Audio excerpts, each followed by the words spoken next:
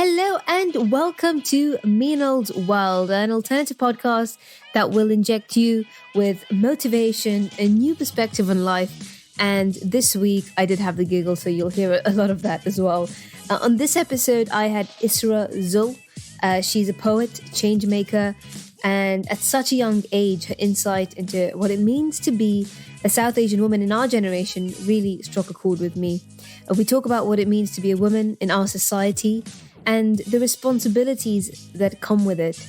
She talks about her aspirations as a poet and her dream to write a book based on the common phrase "Log kya kahenge," which directly translates to "What will people say?" And unfortunately, this specific phrase hangs as a big black cloud above our heads, not just for women, but men as well. So, really enjoyed recording this episode with Isra, and I'm sure you'll enjoy listening to her as well and her ideas. And at such a young age, I'm really impressed with her ideas and views on life. So, without further ado, we'll just get right into the show. Welcome to the show, Isra, and thank you for joining us here in London today. Thank you for having me. Well, I usually like our guests to introduce themselves, Isra, although I have given a bit of an introduction already. I'd like you to tell our guests who you are and what you do. So, I'm Isra. I am 20 years old. I'm studying geography at the moment. I mainly specify in South Asian geography because I'm South Asian and it's something that really interests me. I'm also a writer. I write poetry, short stories, trying to write a book at the moment. So yeah, I think that sums me up a little bit. Great, Isra. So the reason I wanted to have you on the show today was because it was almost a month ago that I met you, and you know your story was very powerful actually, and I felt like you were like my little sister. Like I was like I need to take her under my wing and I need to help her, because I went through something quite similar myself, actually, when I initially had started Desi Outsiders, the initial podcast. I went through a lot of self-doubt, a lot of log kya kahenge, you know, and this is something that we will talk about later on. I went through all of that myself, actually, and social media wasn't at that stage that it is now.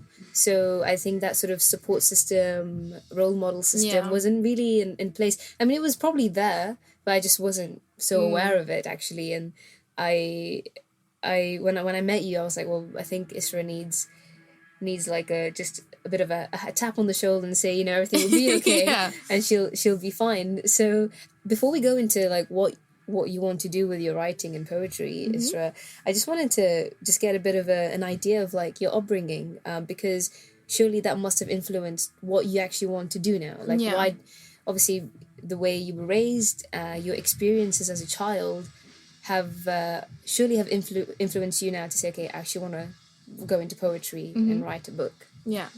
So I think typical kind of Asian families. I grew up with a very big... what is a typical Asian family? Very big, very loud. It's actually very fun growing up in it. I think when you're younger and you have like loads of cousins and loads of family members, it's really nice. Yeah. So did you all live in one house? No, so my immediate family, in terms of like who actually live in my house, is just me, my brother, my mum and my dad. Yeah. There's just two siblings. That was actually really fun. It was nice growing up with an older brother. And then my dad, because most of my dad's family live in London, so it's huge. Like I probably have about 30 or 40 first cousins. Wow. Yeah. I think I have probably the same amount, but I've never even met half of them. So yeah, and we all used to meet at my granddad's house on a Saturday, and so that's how I grew up, just surrounded by all of this family. Which, like I said, growing up when you're younger is really lovely. So that was kind of like my family unit. I basically kind of I think I've always enjoyed studying, like I've always enjoyed reading. My mum really enforced that herself when we were growing up. Like me, my brother and my mum would spend every night taking it in turns to read like a page of a book. Oh, okay. And what kind of books were they? Just mainly fiction. Like we read a lot of Michael Mapurgo. Really? Yeah. Mama made me read the Bhagavad Gita, so like, mine wasn't that interesting. So my mum really enforced that within us. And also my mum is a real big advocate of like learning through playing, which I think really helps. So we did a lot of like forest school stuff, and like I spent most of my childhood in like Hampstead Heath, being surrounded by nature. Which was really nice actually. But it's quite interesting, Isra, because, you know, like, I think about how my mother raised us. And I still say, and I think every child will say this about their own mother and say, like, you know, their mother is the best mother anyone has ever. And I still, like, say this, you know, like, about my own mother and my own father, actually. Don't want to leave the poor guy out. But love you, Dad. But everyone has their own way of sort of enforcing what they believe is the right way, actually.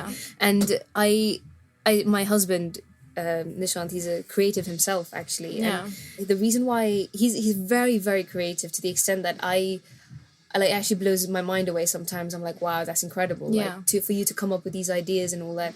And it's because of his upbringing, actually. His upbringing was quite different, in the sense that his schooling, especially, and his parents put him in specific environments to trigger those sort of waves. Whereas my mum, for example, was very adamant that we were, you know, taught our religious texts. We were studying all the time, and we were taught more. It was more like our upbringing was more about like having like sanskar, rather than, okay, I want my child to be able to have 10 different hats on by the time they're 20, you know, but because that's how my mom was raised, you know, so she put that in herself. And now myself, like, being married and hopefully having children soon, I obviously want to continue what my mother gave to me, but then also now, you know, say, okay, do what, like, something like your mother did, you know, like, actually, we're going to make sure that our kids read different types of books and different types of poetry, but then also, at the same time, make sure that they read the Bhagavad Gita, because that's also important, you know. Just how mothers raise their children, I think, is such a beautiful thing to explore, because it's a very unique thing, and like, your mother has created you, and you're a very unique person, and you have your own values, and I have my own values in a different way. You know, I think that in our South Asian communities, we're all raised in very, very different ways, but I think there's a beauty in that, you know, that we're all a product of something, of course, in a very different way. So that's why I always ask my guests, like, how were you raised? Because I think it's very interesting to see, you know, and then maybe take some tips. Yeah, like, speaking of that, I always say that everything is, like, relative to experience. So even though there are, like, certain morals and values that will continue, and I'll take on, probably you'll take on, you'll pass on to your children, the way that you're going to raise your children is going to be completely different to how your mum raised you, because that was all relative to what her experience was. And obviously to what she knew at that time. I know I said this to Raveen last week as well. I genuinely think this is the biggest generation gap we'll probably ever have. So we're all on very different levels compared to our parents, actually. Was your mom born in Pakistan? My mom was born here. Oh, she was born here. Okay. Born here. So you see, that's what the difference is. Yeah. I think that actually influences how she raised you as well, actually. Of course. So my mom was from India, and she came straight after she got married. Then after that, she had a kids and family. So she just jumped India to Gibraltar straight away. Whereas my husband's mother was, I think she came here quite young, actually. She went to university here in the UK. Oh, wow, okay. So I think, like, she was involved in the British culture a bit more. Yeah. So then that was sort of passed on to her children as well. And it's actually incredible, because, like, I just think if your mom had raised you maybe in a different country, she would have thought, okay, maybe something else would be more important to pass on. So, I was having this conversation the other day, because I was like, imagine I was raised in Pakistan. I probably would have been married by now. Like, my life would have been completely different. Like, I wouldn't have all these things that I don't think I take for granted. Well, of course, sometimes I do take for granted, but, like, I wouldn't have all these opportunities. Like, I definitely would have just been a housewife. It's really incredible that you actually think like that, Isra, because a lot of 20-year-olds really don't. I think last week I was talking to a doctor friend of mine, and I was actually quite unwell last week. But then I just said to her, I was like, look, I see patients who are much worse than I am, and you just have to. I'm not saying you just have to, like, swallow it and get along, because that's not how you deal with, like, your issues. But you just have a bit of perspective, you know. Course. And it's incredible that you have that perspective, because we live in a society where we're quite cushioned, especially in London, man. Yeah, I think we don't realise our privilege sometimes. You're walking down, like, Holland Park or Shepherd Bush. Why would you even think about Lahore? Why would you even think about that? You know, but I mean, the reason I do is because as a child, again, my mother was very adamant in in explaining to us and actually enforcing the idea that you'll always be better off than someone else, and you always appreciate that. Yeah. Now as kids, actually, we do that without our parents having to tell us, because we are very active in our own reading, in our own personal development, that these sort of values are self-taught now rather than having to. But obviously as a 7-year-old it was quite different for you, like as a child your mom had to, like, you know, enforce that idea. But I think now we're quite blessed actually to be in a generation where, I don't want to say the word, but we're much more woke, you know, like in that sort of sense. No, so, we are. Yeah. So you talk about how you were raised as a child, and you said it was quite fun being in a family. Is it still that way? Like, because you said it was fun, so I don't know. I think to an extent, like at the moment, one of my first cousins is getting married, so that's nice. But at the same time, I think a lot changes as you grow older, because you start to see certain things for what they are more. Whereas when you're a child, everything is all very like rosy. Yeah. And like you're just a child, So essentially. an example, like? I think you realise the pressure of everybody else's opinion. And I think as an Asian woman especially, I think it's so inherent and it's so ingrained within our culture. I totally agree, Isra. I think it's like a black cloud in the back of your head that's always there. Yeah. And I recently got married about like a few months ago. Yeah, 2 months ago. I had to think about that. Even being a married woman, Isra, I'm not kidding. I'm still like shit scared of my mom, you know, because I'm like, what's she gonna say? Or like, and it's even things, it's very small things, Isra. When I come back from work, my mom's like, okay, so what are you doing now? And I feel like I just have to say I'm going to cook for my husband, you know? I just panic. What do I say? Well, really, I'm just like sat on the sofa, just like watching Netflix, or just like chilling out, talking to my husband, having a cup of tea, or sometimes even it's the opposite. Nishan's cooking and I'm on the sofa. I'm actually like quite scared of my mom still. But she's the only person I'm scared of. My dad's very laid back. He's very chilled out. He's very just like happy-go-lucky sort of thing. So I'm not too concerned about him, but and neither am I of any other member of my family, actually. Like I'm really blasé about them. But with my mum, it's just like, okay, what's my mum gonna say? Even today is from my day off. I told my mum like I'm recording a podcast, and I know she's gonna be like, but Mel, you should like do your laundry, you should clean the house, and, like, you should take care of your home. And, but I don't blame her, of course, because that's what her mum. That's all they know. That's all they know. And coming from a perspective where she's like, I want to teach my daughter to have good values. It's really not coming from any other place, you know. She's like, I want my daughter to raise children in the right way. I want her to have a nice household, and that's why she's telling me all of this. But then also I'm like, I just keep telling myself I'm 27, like why am I so scared of my mum still? And there's always that thing in the back of your head thinking, like, you know, everyone's opinion starts to actually play a role in the decisions you make with things that you want to do. I think even sometimes without realising, because like you said, it's always at the back of your mind. And that's why I think it's such a big part of our culture, the idea of what will everyone else say. And I think it really is, like, the way I explain it is like trying to break free from those shackles, because I really think it's so limiting, even to the point where like I was talking about my family, like we had one auntie who would, on every results day, phone round the houses to see who got the highest results. And it's like things like my brother didn't go to university. He like, it's things like this where it's like, because he's going through different avenues in life, like he's really successful right now, he's doing really well in his life, and he's like very creative, and like our measure of success is so subjective that it doesn't really matter what anybody else has to say, and I shouldn't have to be comparing myself. But because I'm so used to doing that, because that's how I've been brought up, I naturally do it. So it's like, okay, I'm studying geography, I'm not being a doctor though, and I'm not becoming an engineer, and to some people I'm probably not as academic as they'd like me to be. What they think I'm studying isn't very academic. And like the avenue I don't want worry, to get my mom into. studied geography, and like, okay, cool. That's okay. Nice to hear. If my mom did it, then you're okay. That's nice to hear. That's comforting. So in comparison to other people, I probably, as a Asian woman, I'm not. But that's the word, comparison. Why is that even in our vocabulary? And I think that we, as women, and you know, we need to really support each other in that. Actually, we don't want to feel like we're fighting society. We want to feel like we're trying to change society, and it's very difficult to do that because you're trying to actually do good, you're trying to do your job, you're trying to do a podcast, you're trying to, and it's all coming from a place of like trying to just achieve great things. Yeah. But why do I have to explain myself to people? And do I have to tell people what I'm doing all the time just so that they understand and just so that they can actually like be nice to me? We're in this position. If we want to teach people to empathize, we have to be the people to empathize as well. Of course. And to do that is, the only way to do that really is to educate and to show people, you know, at the age of 20, going through this change must be quite big actually, because that's how you've been raised for the last 20 years, and now you're going through this change and you're thinking, actually Isra, that's not how I should be thinking. I need to shift my thinking.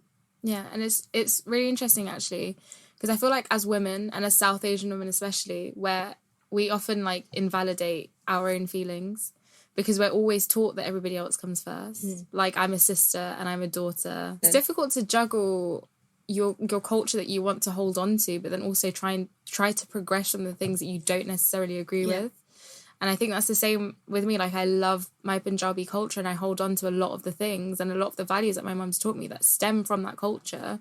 Then there's also things like the idea of what will everyone else say that I don't agree with. And I think it's a generational barrier that I want to try and break. But also, I, like you were saying, it's not something I'm trying to fight against. I don't want to fight against my culture because it's a culture I love so dearly. And these are values I want to pass on to my own children and have in my own family. And it might be a difficult question to answer.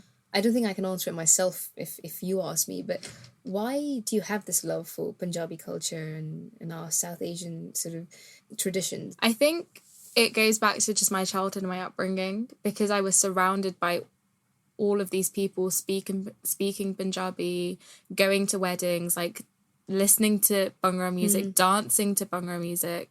And also I think for me the most important thing is the sense of community. And I don't feel that sense of community within British culture, because obviously I'm juggling being a British Asian. So, and I love the sense of community within the Punjabi culture. And there's a lot of things that I don't like about the community within Punjabi culture. Like, I think there's a lot that isn't spoken about, conversations that need to be had. A lot of taboo things like mental health. And because especially like my granddad had schizophrenia. And that was something this was my mum's dad. So that was something me and my brother were exposed to from like as long as we can remember. So mental health is something that we've always spoken about. And then when my dad's mum got dementia, which is also a form of mental health, everyone just thought it was like memory loss. And there were a lot of people who even thought about my granddad that it was just black magic and like if he prays it will go away, when actually if we take care of our physical health, we should also be taking care of our mental health. But also I do think, Isra, and I'm quite hopeful about it actually, I think that as we become more educated and as we play a role in educating our parents and stuff, I think a lot of this will have a natural course of dying down. When I look at my parents now to what they were like 5 years ago, 6 years ago, I see such a big change. It's been a lot of hard work from my end, but I really believe there are enough of us who want to bring this change. And I really believe that will have like a natural course. It will just like slowly die down. It will maybe take a decade or two. It will take some time, because we still live with generations who still believe that. And until like that doesn't go away and that sort of idea doesn't die down, then it'll take some time. And it's difficult to change people's mindsets, especially if that's how majority of their life they've grown up thinking that. And it's difficult that's to the thing. Try and reverse that. And that's the thing, like even when I talk to my parents, I'm like, well, this is how they've been thinking for 60 years. Now, how can I change that in one day? Or even in 60 days, I can't change that, So I think we have to really, really appreciate that as educators, actually. That it will take, it's going to take some time. I think about why I love my culture, and I think about where I was raised, actually. Quite a lucky thing, actually, that I've ended up loving our culture so much. And I lived in a community which was quite small, actually. The Asian community was, I think we had a population of about, at that time, probably about 2,000 people in the whole of Gibraltar. And I think the reason why I've become so in love with our culture and our traditions is because my mum engraved it into us so much. But there was a point where I fell out of love with it, actually. And that was when I was at university, because it felt like a burden. I was like, well, I have to be this person. I have to be a good Indian girl. I have to do what my mum says. And it became too much for me, actually. So sort of let it go for some time. But then I went into a bit of an identity crisis because you're like, what am I then? You know, like, and then I started to read up and educate myself and understand what I wanted in my life. And what I actually want in my life, Isra, is to continue the beautiful things that we have in our society and take it forward and educate my own children about the same thing. When we live in a place like London that's so big, so many people have so many different ideas of our traditions and culture. Yeah. And I clash a lot with a lot of people. Of course. I really do. And I find it quite difficult living here, actually, compared to when I was in Gibraltar, because I was so contained in that. And I was just like doing my own thing. And but I remember when I was a kid, like, people used to make fun of me all the time. Like at home I used to wear like salwar kameez because I just found it comfortable. It is, like, even me, I sleep in a shalwar and a t-shirt, so like, it's comfy. Yeah. And my friends would say, oh my god, like, you're so Indian, like, you know. And when my mom used to put tel on my hair, people used to make fun of me as well, but it was fine because I was in a small community and it, you know, I got by it. Everyone has a very different perspective of what being Asian is actually in this British culture. Yeah. So being a British Asian has so many like angles to it. And everyone has a different approach towards it. And everyone is comfortable being a different British Asian. And I think that's the beauty of it as well. Yeah. And we cannot condemn anyone for being more British or being more Asian. Yeah. I think what we do need to do is like sort of encourage people to find their own balance. Yeah. Because I feel maybe we are raised in a society where we're told we have to be a certain amount of British or a certain amount of Asian. Yeah. And it's very difficult to sort of because it's not a choice anymore because you're told you have to do it. Yeah. And Isra, I just want to talk about your project that you were working on. Yeah. I didn't realise we'd go on it. Talking about so many other different things. But I remember when I met you, you mentioned one of the phrases in our Punjabi culture, which we say, "Log kya kahenge," is something that has stuck with you, and you wanted to sort of explore that a bit more. So do you want to tell our listeners about what you're trying to do? So I've been writing for a really long time, and then I think recently, for the past maybe 2 years, I've kind of been like, oh, this is actually like, I actually think what I'm writing is half decent. So I write poetry mainly and short stories. So I'm trying to write a book at the moment, which is basically just a collation of poetry that I've written based around the idea of log kya kahenge. Yeah.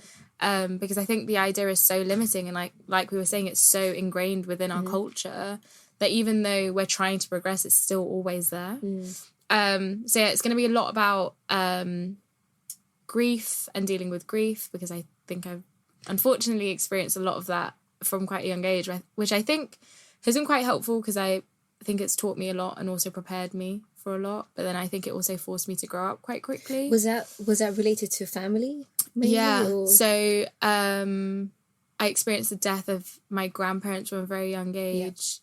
Yeah. I was young, but I was also old enough to be aware of what was going on. And then also when my mum's mum passed away about 3 years ago, my mum unfortunately fell into a depression. Yeah. And then it just kind of turned into becoming responsible for a household when I was like doing my A-levels when I was 17 years old. And obviously my brother was in full-time work and my dad was also in full-time work. So trying to like juggle, trying to be the daughter and trying to be there for my mum. And then I've also been a carer for my grandma, who I said has dementia from when I was about 12 years old. Yeah. So I think although I'm really grateful for these experiences because they brought me closer to my family and kind of showed me the value of what family is for me. But like I said, I think they also kind of forced me to grow up a lot quicker than I thought I would have. But yeah, I've always had in the back of my mind the idea of what will everyone else say. And I think also I wrote something recently about like patriarchy and living in the shadow of the man, because I think, like we were saying earlier, as South Asian women, it's so easy to invalidate what you're feeling and what you want in your life because we're so concerned about putting everybody else before us. And I think in certain aspects there's not that much wrong with that, but also I think we have to learn to put ourselves first as well sometimes. Yeah, I agree. But I also want to ask you, as a daughter and as a carer and as a sister, do you feel that there are times where you should act? Not that you want to. I'm saying that you should put other people before you because you feel that it will be the best for your family. I do think there are times that I should. And do you think that's okay? I think it's okay to an extent, but I think it becomes a little bit damaging when you forget about yourself. And I'm trying to figure myself out as well. Yeah. And after being married, it's given me more of it's opened up a lot more actually to think, okay, what is my role as a daughter, as a daughter-in-law now, as a sister. I have an older brother, even as a niece, because I have aunts and uncles who may need me in the future. Of course, I've always been the type of person to put other people before me, only because that's what I've seen my mother do. Of course. And my mother's done that all the time, and she still does that. Yeah.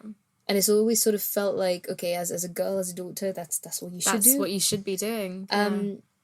There are times where, obviously now I've become better at knowing when to put myself first and when to put other people before me. Yeah. But I also feel that we have to also be responsible sometimes and be the anchor, the emotional anchor of our family as daughters, and say, okay, my brother needs this, or my father needs this, let's put him first before me. I'll deal with myself later. Yeah. And as long as you're aware of how you're feeling at that time and you're aware that you can deal with it, that's the thing. It takes a lot of practice to sort of get to that stage. My mother, she just did that all the time, full stop. And that obviously has had an impact on her, because I feel like a part of her may feel that she hasn't given enough time for herself. And although she says that she's done everything for her family, for her children, I know deep down, like, there's so much more she wants to do for herself, but she couldn't. But, it's again drawing that line as trying to be a modern feminist, but then also holding to traditions. Because I feel like we cannot forget as well that we come from families where people need us. Yeah. And we need to be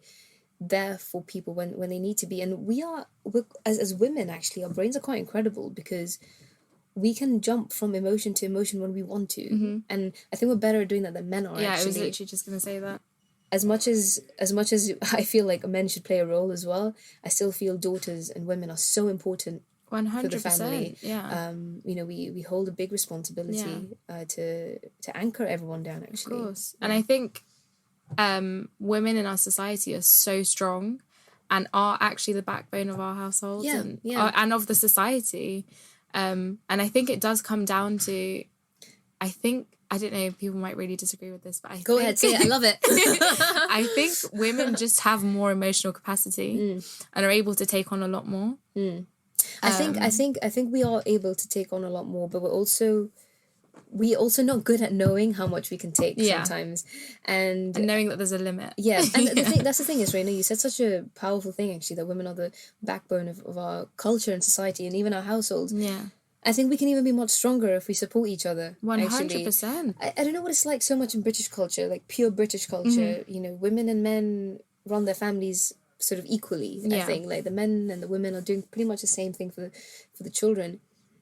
But there's something about our culture, Isra, that I feel like women, and again, people might disagree with what I say, but I really think the mother and the women have more of an impact, actually, in how the children turn out to be, because it's the mother who passes the values, and the mother who, and I'm saying this now as a married woman, actually, and maybe I wouldn't have said this 5 years ago, but I'm saying this now because I've seen families, I've seen Nishan's family, I've seen my family, and I think that we need to appreciate that so much more. Yeah. I think writing about your poetry and writing about the experiences you felt actually will probably actually help so many other people, because they've gone through something quite similar. And do you have anyone in your family who's sort of helping you with this or supporting you? I don't think anyone's helped, like, wow, that came out really wrong. Okay. It's okay, we can always edit this. I think to be honest, my mum is the only one who really kind of knows I'm actually writing. I think there's a few people in my family who know I'm writing a book. Yeah. My mum is kind of the one who kind of just knows the idea. Like, she's the one who I've spoken to about it mostly. And she's really supportive. Yeah. I think because we have these conversations so much between each other anyway. So that's why she's that supportive. Do you have a relationship with your mum which is quite open? Very open. Like, I think I'm really, really incredibly lucky to have this relationship with my mum. That's really nice. And I have a lot of love and respect for my dad, and I'm also really close to my dad.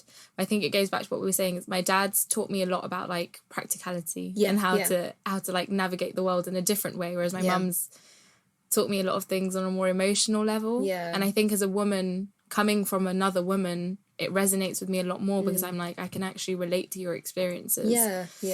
So I think you know, we were just having a discussion about this even before I hit the record button, which was about emotional intelligence. Actually, we didn't even get to that. We were having such a nice chat, we didn't even get to that. But I think it's a concept that's only been around for the last couple of decades, maybe a bit more. I think it was in the 70s a psychologist sort of came up with this idea. Emotional intelligence is something that you can only have once you've sort of figured out the practicalities of your life. Yeah. And I think our parents have come from a background, especially mine, I think, you know, maybe it might be different for your parents, but it was just like, okay, you have to thrive for the next day, keep thriving. That's very similar to my dad's mentality. Yeah. So, I also think it's our responsibility to be opening up these conversations. Yeah. And I've always said that, like, I want to get into humanitarian work. And I think the first thing that, like, comes to people's minds and they think of that is, like, relief work or aid work. But for me, I think humanity in its simplest form is communication. And to be able to communicate freely and with complete authenticity. And I think in order for us to be able to do that, we need to be having these conversations. And recently my parents actually separated. Okay. And we always, I think it's for the best, and we all, as a family, we all think it's for the best. And, you know, my parents are a lot older. They had been married for 25 years. So again, that in itself was very taboo. And for the rest of the family, we were all quite concerned about what everyone else was going to say. Even though we as a family unit knew it was for the best, we still had it in the back of our minds that what is everyone else going to say that at this late stage in their life, they're separating. But it's because as a family, we weren't able to have these conversations. We weren't able to communicate with one another. And that's why there was that breakdown. Yeah. So I think for me, it's more personal because I want to be able to make this change so I don't make these same mistakes further on in my life and in whatever relationship that is, whether it's a platonic friendship or whether it's my own relationship. Yeah. And I think as a society, as Asians, we should be having conversations that are more taboo because we're not having these conversations at the moment. And that's the only way we will increase our emotional capacity and our emotional intelligence. Otherwise, we're just going to be ignorant if we're thinking that we don't need to do these things. So Isra, just before we finish, actually, when do you think you'll release this book? Because I'm in my final year of university, so I'm still trying to write my dissertation as well. Okay. So I've not given myself a deadline in terms of like an actual month, but it's going to be out next year. Next year. Okay. At some point. Okay, so whenever it is out, I'll put it out to the public. I'll plaster your face everywhere. Thank you. If someone is in a similar situation as you in any part of the world, who's also trying to create something or achieve something that maybe or goes against something that they believe in their family, what advice would you give them? I think essentially just do what you want to do and not be afraid of what everyone else is going to say, and be able to recognize that is there, that idea is there, and that there's always going to be comparison, especially in our society, but being able to push past that and thinking that actually I'm doing this for myself. And my mum actually says something really nice, is that like surround yourself with people who are rich in heart. And I think that's really important to do. And I think if you're surrounding yourself with people who are also going to uplift you, it becomes a lot easier to do that. And I think just go for it. Yeah. Because there shouldn't be anything holding you back. If you think what you're doing is good, and I think also do everything with intent and with purpose, because that's really important. And I think we're all put here for a reason. Yeah. And if you have intent and you have purpose, whatever you end up doing is going to be amazing anyway. Yeah, I think that's really important. Great. Thanks, Isra. Thanks for joining me and thank you so much for having me. It was really nice. It was a really nice conversation. It's been a lovely conversation. And thank you, dear listeners, for tuning in. And thank you, Isra, as well, for coming down to London to record this with me in the studio and giving me your time, which is very precious to everyone nowadays. Time is a very precious thing. So anybody who does offer that, I'm very grateful for it. Even you listeners who've given your last 45 minutes or so to tune in. So I have had a lot of questions regarding the previous episode, which was with Raveen. If you haven't tuned in, you can still do that. It's episode 1. And a lot of people have asked me about my views on the NHS and my views as a doctor. And they also want to know a bit about the follow-up with Raveen and how she's doing and what the future holds for her. So all of these questions will be answered if you just drop me a message on Instagram, and you can find me at @Minols_world. That's on Instagram. You can find me on Facebook as well at Meenal's World and YouTube as well and any other podcast app. So now Meenal's World is live on iTunes, so you can find me on iTunes. And if you do have just a little bit of time in your hands, and maybe you can rate and leave a review on iTunes, because that really does help me reach out to more people. I'll be very grateful for that as well.